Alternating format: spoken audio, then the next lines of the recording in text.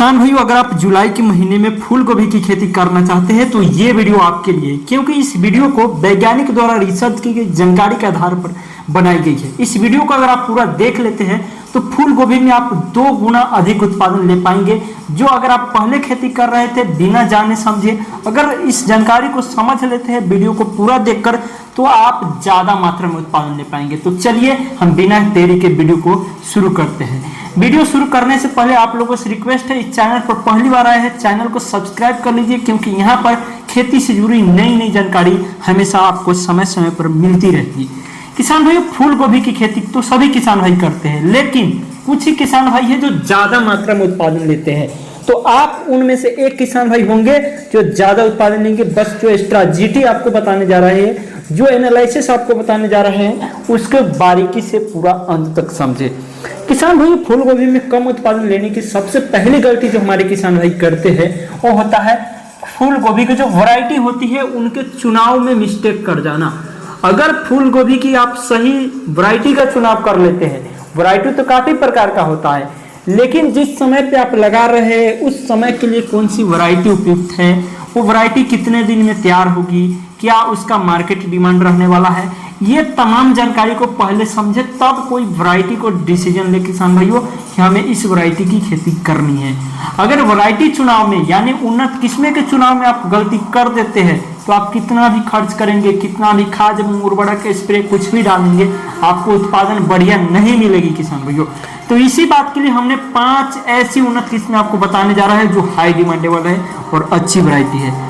तो पहले हम उन्नत किस्में बताएंगे, उसके बाद खेती के बारे में चर्चा करेंगे कि इसकी खेती किस प्रकार से करनी है, यानी कि खेत की तैयारी कैसे करना है, कौन सी मिट्टी में खेती करे, खाद एवं उर्वरक कौन सा डालना है, कौन सा स्प्रे करना है, सिंचाई कितने दिनों का अंतराल करना है, ये तमाम जानकारी। किसान भाइयों, सबसे पहले नंबर पर जो हमने वैरायटी रखा है सिंजेंटा कंपनी का CFL 6099। इस वैरायटी की अगर मैं बात करूं किसान भाइयों तो 60 से 65 दिन में ये वैरायटी बिल्कुल तरीके से तैयार हो जाती है। इस वैरायटी का फूल का अगर मैं वजन की बात करूं किसान भाइयों तो 1 kg का इसका वजन होता है। किसान भाई, उसके बाद हमने जो रखा है वैरायटी सेमिनस कंपनी का बरखा। किसान भाइयों, सेमिनस कंपनी का बरखा वैरायटी की अगर मैं कुछ खासियत के बारे में बात करूं तो किसान भाइयों, इसका जो आपको बता दें कि रंग होता है सफेद रंग का होता है और ये 70 से 80 दिन में तैयार हो जाती है। और इसका वजन की मैं बात करूं तो 1 से 1.5 kg इसकी फल का वजन होता है। और इसकी मैं अगर उत्पादन की बात करूं तो सबसे बढ़िया उत्पादन ये जरूर देती है अन्य वैरायटी के मुकाबले। किसान भाइयों, इसके बाद मैं बात करूंगा माधुरी कंपनी का क्लॉस सीड्स। ये जो वैरायटी है 80 से 90 दिन में तैयार हो जाती है किसान भाइयों। और इस वैरायटी की अगर मैं बात करूं रंग कैसा होता है तो मिल्की व्हाइट इसका रंग होता है, यानी कि दूधिया सफेद। आकार की मैं बात करूं तो गुबंद आकार का होता है। अगर मैं इसका वजन की बात करूं तो 1.5 से 2 kg का वजन होता है इस वैरायटी का। दूसरे नंबर पर जो वैरायटी है किसान भाइयों सिंजेंटा कंपनी का सुहासिनी। इस वैरायटी की अगर मैं बात करूं तो 70 से 75 दिन में तैयार हो जाएगी। इसकी अगर मैं आकार की बात करूं तो डोम शेप का इसका आकार होता है, रंग इसका सफेद होता है और 1.5 किलो से लेकर 2.5 kg तक इसका वजन होता है प्रति फल का। उसके बाद हमने वैरायटी रखा है किसान भाइयों सेमिनस कंपनी का गिरजा।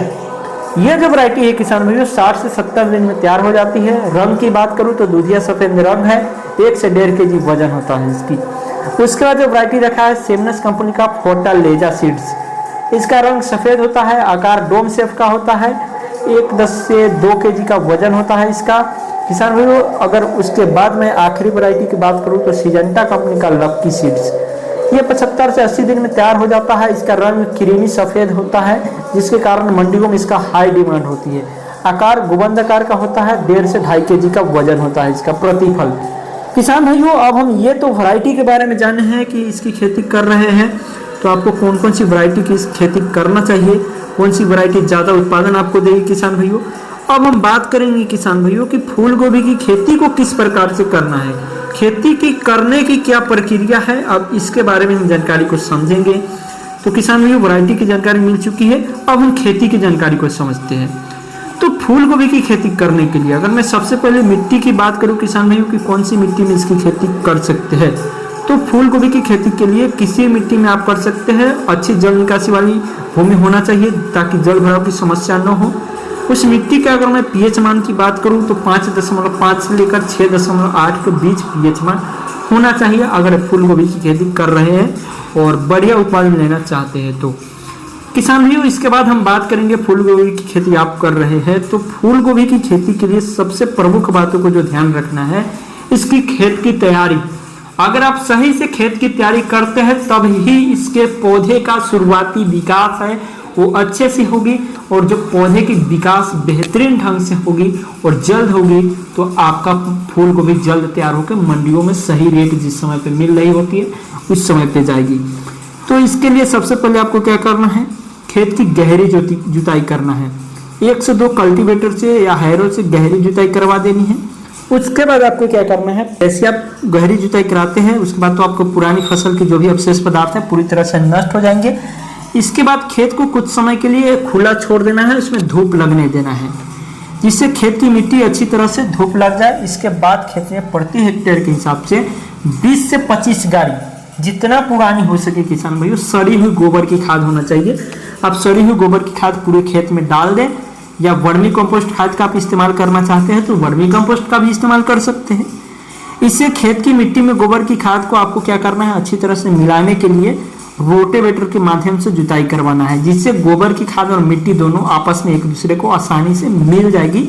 और मिट्टी में खाद को मिलाने के बाद आपको क्या करना है किसान भाइयों, उसमें आपको पानी लगा देना है। पानी लगाने के बाद खेत को आपको खुला छोड़ देना है, फिर से धूप लगने देना है। इसके बाद जब खेत की मिट्टी ऊपर से सूखी दिखाई आपको देने लगे तो उसकी क्या करना है, एक बार फिर से जुताई कर देना है आपको, जिससे खेत की मिट्टी भुरभुरी हो जाती है। और इसके बाद क्या करना है, आपको खेत में पाटा लगाकर किसान भाइयों आपको खेत को समतल बना लेना है। तो ये रही खेत की तैयारी करने की प्रक्रिया। खेत के समतल हो जाने के बाद आप खेत में जल भराव जैसी समस्या का सामना नहीं करना पड़ेगा, इसलिए आपको पाटा जरूर लगाना है। खेत की आखिरी जुताई के समय आपको क्या करना है किसान भाइयों, रासायनिक खाद कौन सा इस्तेमाल करना है, 40 केजी पोटास, 60 केजी फास्फोरस और 100 केजी नाइट्रोजन की मात्रा को डालकर खेत में छिड़क देना है किसान भाइयों। फिर जब आप फूल गोभी की 20 दिन बाद जब सिंचाई करेंगे उसके बाद आपको क्या करना है, यूरिया की छिड़काव कर देना है। फूल गोभी में नाइट्रोजन की लगभग प्रति एकड़ के हिसाब से आपको 40 केजी यूरिया का छिड़काव कर देना है किसान भाइयों। उसके बाद हम बात करेंगे फूल गोभी के होने वाला कौन कौन सी रोग है एवं उन रोग को रोकथाम कैसे करें। तो फूल गोभी में सबसे ज्यादा जो समस्या आती है झुलसा रोग की आती है, पौध गलन रोग की आती है, ब्लैक राट रोग की आती है। ये तमाम रोग को कैसे पहचाने और कैसे नियंत्रण करें किसान भाइयों। तो किसान भाइयों इस तरह का रोग, अगर मैं झुलसा रोग की बात करूं तो गर्मियों के मौसम में देखने को मिलता है। झुलसा रोग पौधे की पत्तियों को जलाकर नष्ट कर देता है। इस तरह का रोग के बचाव के लिए आपको क्या करना है, मैनकोजेब या कॉपर ऑक्सीक्लोराइड की उचित मात्रा का छिड़काव कर पौधे पर इस रोग से नियंत्रण किया जा सकता है। पौधे गलन रोग जो होती है फूल गोभी में अक्सर देखने को मिलता है, लेकिन इस रोग की पहचान कैसे करें। तो किसान भाइयों इस तरह का जो रोग होता है पौधे की नर्सरी में तैयार करते समय लगता है। इस रोग से जो पौधा ग्रसित होता है, इसका अगर मैं बात करूं तो भूमि के पास से काला पड़ने लगता है, जिससे पौधा कम समय में ही सड़कर नष्ट हो जाता है। इस रोग की रोकथाम के लिए बीज रोपाई से पहले क्या करना है, आपको थायरम या बाविस्टीन या कैप्टन की उचित मात्रा से उपचारित कर लेना है। उसके बाद जो रोग लगती है ब्लैक राट रोग। ब्लैक राट रोग काला सन्ना रोग के नाम से भी जाना जाता है। इस रोग से प्रभावित होने पर पौधे की पत्तियां पर किनारे भी आकार पीले धब्बे दिखाई देने लगते हैं। इस रोग का आक्रमण बढ़ जाने पर पत्तियां पूरी तरह से सड़कर नष्ट हो जाती है।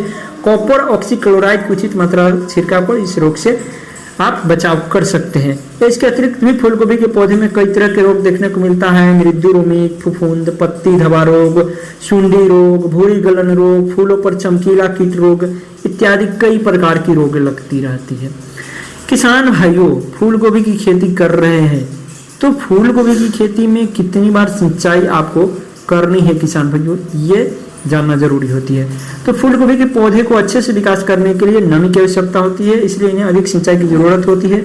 इसके लिए खेत में पौधा रोपाई के तुरंत बाद इसकी आरंभिक सिंचाई कर देनी चाहिए। गर्मियों के मौसम में इन्हें हफ्ते में 2 सिंचाई करनी चाहिए, बरसात में जरूरत पड़ने पर ही सिंचाई करनी।